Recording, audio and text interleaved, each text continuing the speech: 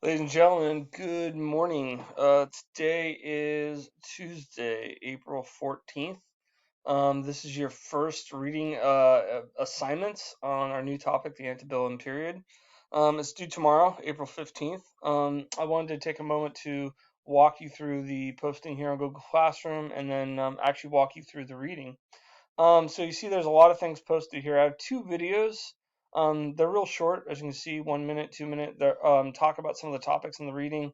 I also have the Quizlet posted here for this topic. I have the reading, which we're going to look at in just a moment. And then I have the response questions you're going to have to answer. You're going to read the reading, watch the videos, and then you're going to answer these questions on this document. So you do have to make a copy of this document. You have to answer these questions from the reading and then turn it back in for credit. So here's the reading. Today's reading is titled The Growing Tensions Between North and South. It says up here, you will learn how the differences between the North and South threaten to tear the nation apart. We have a lot of vocabulary here, but there's really only two vocab terms I care about you knowing. The first one, if you would please say Wilmot Proviso. This is a bill. It never became a law, but it was a bill in Congress that proposed to ban slavery in the territories. And the next term is the Compromise of 1850. This was an effort by Congress to settle the issue of slavery in the territories that arose when California was admitted as a free state. We're going to talk about that in the reading. In the reading, it really talks about the differences between the North and South, particularly with their economy and their population.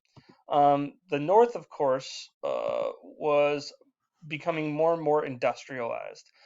These were urban landscapes or cities dotted with industries, factories where people made things. If you take a look at this population map of the United States in 1860, you can see here that the North had a much larger population than the South did. And these urban areas of over 25,000 people, these are large cities like Philadelphia, New York, and others. And all along here, most of the people who were made up of this population in the North were a lot of new immigrants to the United States. People from Ireland, Germany, Sweden, and other parts of Europe that were fleeing Europe for lots of reasons. The South, of course, remained greatly agricultural and dependent on slave labor. Another map I wanted to show you here, this here in 1860 shows the difference between railroad in both the North and South. So not only does the North have way more population, they have a lot more railroad lines, which means that communication and transportation is much faster up here than it is down in the South. And that would be critical in what happens in the American Civil War. The next part of the reading talk is titled Anti-Slavery and Racism. And this is a really important read right here because what it talks about is not only that, well, in the North they didn't have slaves, but that didn't mean they weren't racist. And we kind of uncovered this when we did our DBQ on how free were free blacks in the North. But the reality behind it is while most white Northerners did not want slavery to continue, they didn't really want African Americans to be equal to them, live near them. They were still incredibly racist. Southerners, on the other hand, tried to make the argument that slavery was good because they were helping these slaves and they were helping them be good Christians. On to the Wilmot Proviso. Basically, guys, what happened was everything got screwed up when the war with Mexico ended. As you guys learned in the last topic, this is the Mexican cession. That is the land that Mexico had to give up in the treaty signed between Mexico and the United States, ending their war. This land that we call the Mexican cession is new territory. And what will happen to it? How will it, will it be free territory? Will it be slave territory? And the Wilmot Proviso essentially said, hey, from here on out, all territories will not have slavery. Slavery can stay where it is in the states where it's at. But as America grows and territories form the states, no new slave states. And of course, the South isn't okay with this because the South is like, wait a second, man, that's going to take power away from us. That brings us to the Compromise of 1850. Everything gets screwed up as soon as California enters the picture. So if I can show you guys here real quick, California enters the Union in 1850.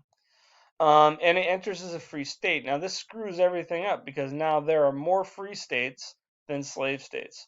So if you think about our Congress, especially in the Senate, there are more free state Congress members and senators than there are slave state senators and congressmen. So what that's going to do is mean that the balance of power is tipped towards free states. And the South sees this as a threat because they're like, wait a second, they're going to outvote us. They're going to take away slavery. So they were very much against California coming in as a free state. To kind of calm the fears of the South, the North offered the idea a strong law that would help slaveholders catch their runaway slaves, which we'll talk about in the next reading. It's called the Fugitive Slave Act. But basically, this compromise, in a lot of ways, kind of prevents civil war from happening 10 years earlier. The Civil War would happen in 1861. This is 1850. So 10 years prior to the Civil War, there was Southern states, they were talking about leaving the Union. So this really kind of this compromise was an effort to kind of make sure that everyone was happy for the time being. So, ladies and gentlemen, that is the reading, of course. After you read it, take a look at the videos. They're short, they give some insight. And then, of course, make a copy of this doc, answer the questions based on the reading, and then turn it in. All right, and once again, if you have any questions, email me. I'm always here for you guys. Take care, have fun, be good, work nice.